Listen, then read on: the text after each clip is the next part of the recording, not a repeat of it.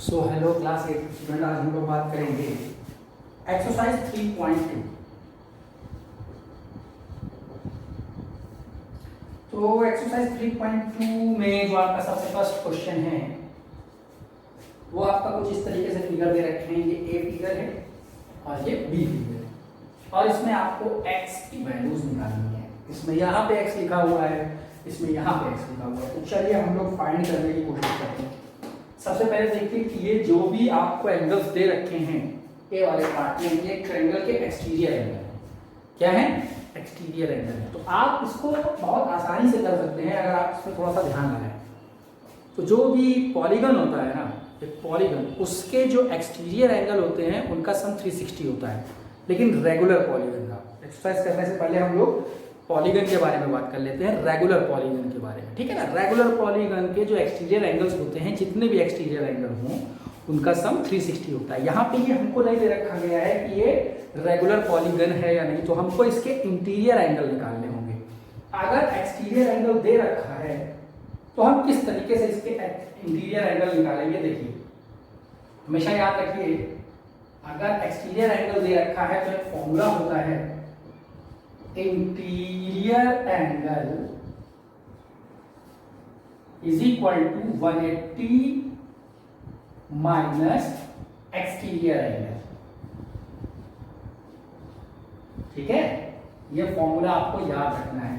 तो मान लीजिए मेरा ये 1 है, ये 2 है, ये 3 है, ये इसके एक्सटीरियर एंगल हो गए, इंटीरियर एंगल हो गए, हम इसको मान लेते हैं, ठीक है ना। और उसके बाद हम लोग अगर करना शुरू करते हैं, अगर हम लोग करना शुरू करें तो इंटीरियर एंगल यानी कि सबसे पहला एंगल 1 निकालेंगे। तो 180 माइनस 1 के साथ एक्सटीरियर एंगल है 125 निकल आएगा। तो एंगल 1 आपका हो जाएगा 10 में से 5 5, 7 में से 2 5। तो एंगल 1 आपका आ गया। एंगल 2 के साथ भी एक्सटीरियर एंगल दे रखा है, तो अगेन हम लोग लिख सकते हैं angle 2 is equal to 180 minus 125। तो एंगल 2 इज इक्वल टू 55। अब प्रॉब्लम ये है कि आपको x जो एक्सटीरियर एंगल है ये नहीं मालूम है एंगल 3 निकालने के लिए। तो फर्स्ट ऑफ ऑल हम लोग यहां पे करते हैं angle 1 plus angle 2 plus angle 3 is equal to 180। इतना तो समझ में आया होगा, ये क्यों मैंने लिखा है।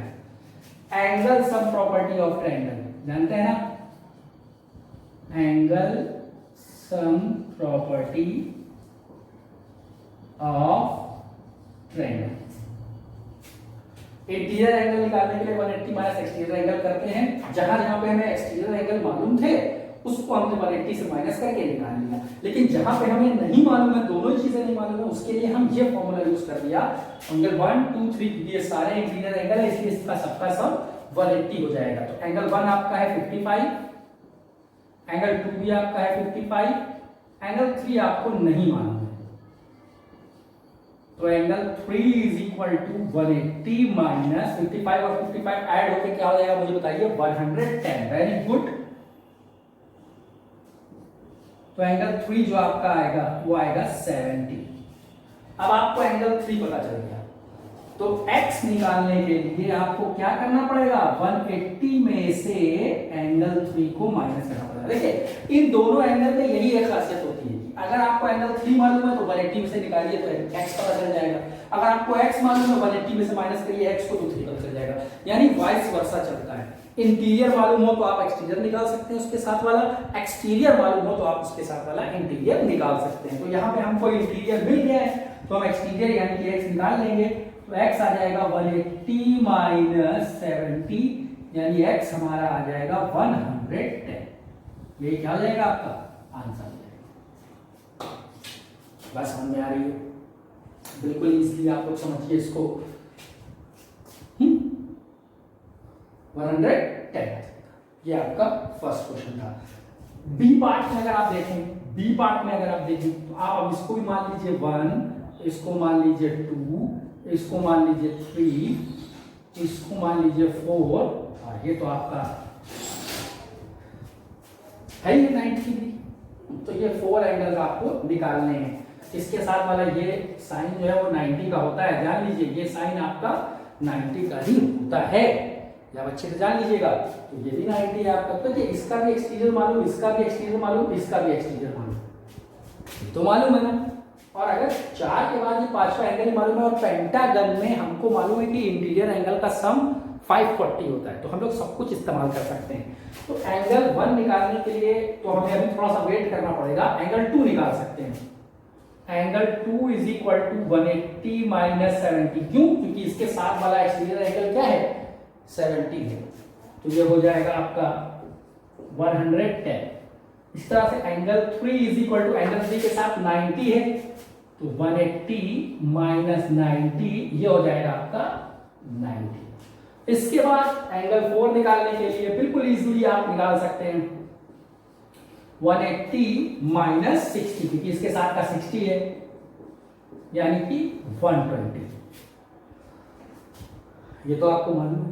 अब 2, 3, 4 तो निकाला है, एंगल 1 कैसे निकलेगा? एंगल 1 निकलेगा इन सबका सम करने से, angle 1 plus angle 2 plus angle 3 plus angle 4 plus ये जो एंगल है इंटीरियर ये है 90 डिग्री, तो हम 90 को भी लिख लेंगे और सबका ऐड होता है 540। Angle sum property of a pentagon.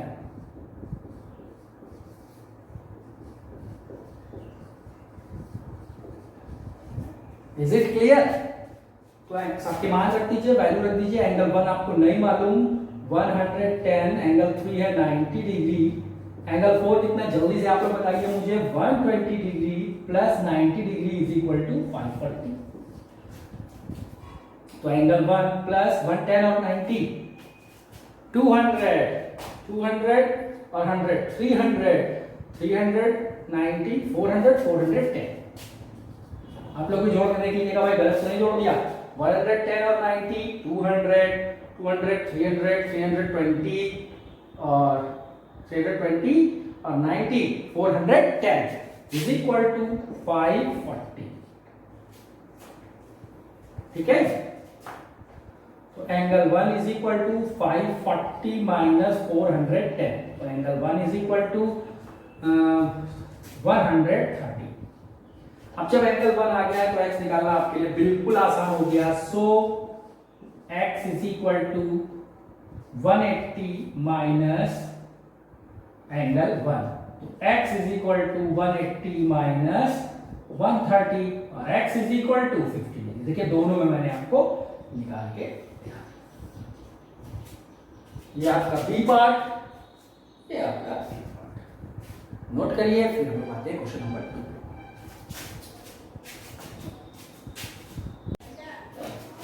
तो चलिए क्वेश्चन नंबर 2 हमारा कह रहा है find measure of each exterior angle of regular polygon of side A part है 9 और बी पार्ट है 15। तो देखिए आपको दे रखा है कि रेगुलर पॉलीगन है जिसमें साइड्स आपको दे रखी है, उसके एक्सटीरियर एंगल का निकालना है, एक्सटीरियर एंगल वैल्यू निकालनी है। तो चलिए फटाफट हम आपको एक फॉर्मूला बताते हैं कि फॉर्मूला क्या होता है। बहुत sum of all exterior angle of a polygon कितना होता है? देखिए आप यहां पे लिखेंगे ए पार्ट के लिए, sum of all exterior angle of a regular polygon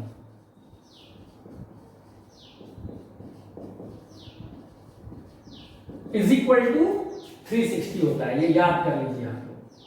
एक रेगुलर पॉलीगन के, मैंने वीडियो की शुरुआत में बताया, एक रेगुलर पॉलीगन के जितने भी एक्सटीरियर एंगल होंगे, डजंट मैटर कि वो 3 साइड का पॉलीगन है या 4 साइड का पॉलीगन है या 5 साइड का पॉलीगन है, अगर वो रेगुलर है तो उसके सारे एक्सटीरियर एंगल का सम 360 होगा। और अगर आपको एक एक्सटीरियर एंगल निकालना है, अगर आपको एक एक्सटीरियर एंगल निकालना है तो आपको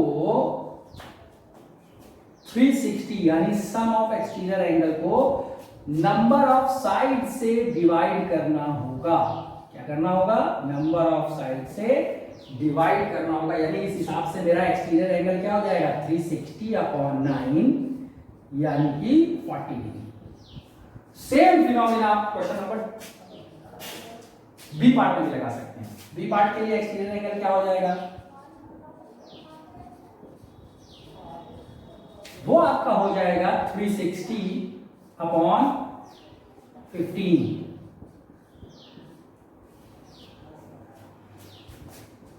कितना हो जाएगा 24 डिग्री। ये आपका आंसर देखिए, बहुत ही इजीली आपका रेगुलर पॉलीगन के ये दोनों पार्ट कंप्लीट हो गए। फटाफट से नोट कर लीजिए। फिर हम लोग क्वेश्चन नंबर 3 पर आते हैं। ठीक है, चलिए बात करते हैं क्वेश्चन नंबर 3 की। क्वेश्चन नंबर 3 में कहा है उसने, how many sides does a regular polygon have if measure of exterior angle is 24 degree. अच्छा, इससे पहले वाले क्वेश्चन में क्या था, आपको एक्सटीरियर एंगल निकालना था, साइड दे रखी थी। अब क्या है, साइड, नंबर ऑफ साइड निकालना है, एक्सटीरियर एंगल दे रखा है। तो उसके लिए एक फॉर्मूला होता है, number of side is equal to sum of exterior upon exterior angle. और ये सारी बातें हम लोग रेगुलर पॉलीगन के लिए कर रहे हैं, क्योंकि उसमें क्वेश्चन में भी रेगुलर पॉलीगन दे रखा है। तो sum of exterior angle regular polygon का होता है 360, ये आप सबको मालूम है। और अपॉन एक्सटीरियर एंगल जो आपको दे रखा है वो दे रखा है 24। और जब आप इसका डिवाइड करेंगे तो 2 1 जा 2, तो how number of sides, how many sides is 15 sides. ये आपका आंसर आ गया। बिल्कुल फॉर्मूला आप याद कर लीजिए, सब कुछ हो जाएगा। इसके बाद अगला क्वेश्चन है आपका, how many sides of a regular polygon have if each of its interior angle is 165। अभी आपको एक्सटीरियर एंगल दे रखा था, अब इंटीरियर एंगल दे रखा है, तो कोई प्रॉब्लम नहीं है, हमारे पास फॉर्मूला एक्सटीरियर का है। तो हम इसको पहले एक्सटीरियर एंगल निकाल लेते हैं। हमने अभी सीखा ना कि एक्सटीरियर एंगल कैसे निकालते हैं, इंटीरियर एंगल से एक्सटीरियर एंगल निकालते हैं 180 में से माइनस करके, तो वो हो जाएगा आपका 15 डिग्री। अब आप इस फॉर्मूले में वैल्यू रख दीजिए, नंबर ऑफ साइड्स। तो आप जानते हो कोई भी रेगुलर पॉलीगन हो, सम ऑफ एक्सटीरियर क्या होता है 360 अपॉन 15। फटाफट डिवाइड कर लीजिए, 15 टू द 30 यानी कि 24 साइड्स। क्या आपका इसका आंसर हो जाएगा। ये दोनों पार्ट हो गए आपके, थर्ड भी और फोर्थ भी। क्वेश्चन नंबर आप लोग आ जाएंगे 5th पर और उसके बाद 6th पर। फटाक से नोट करिए। चलिए 5th क्वेश्चन में उसने पूछा है कि क्या 22 किसी रेगुलर पॉलीगन का एक्सटर्नल एंगल हो सकता है। 22 किसी रेगुलर पॉलीगन का एक्सटर्नल एंगल हो सकता है, ये उसने हमसे पूछा है। तो सबसे पहले आप जान लीजिए, कोई भी एंगल एक्सटीरियर एंगल तभी हो सकता है जब वो 360 का डिवीजर हो, यानी उससे 360 डिवाइड हो जाए। तो आप देख रहे हो, आप लिखोगे no because 22 is not divisor of 360। अगर ये 360 का डिवीजर होता तो एक्सटीरियर एंगल हो सकता था, अदरवाइज नहीं होता है।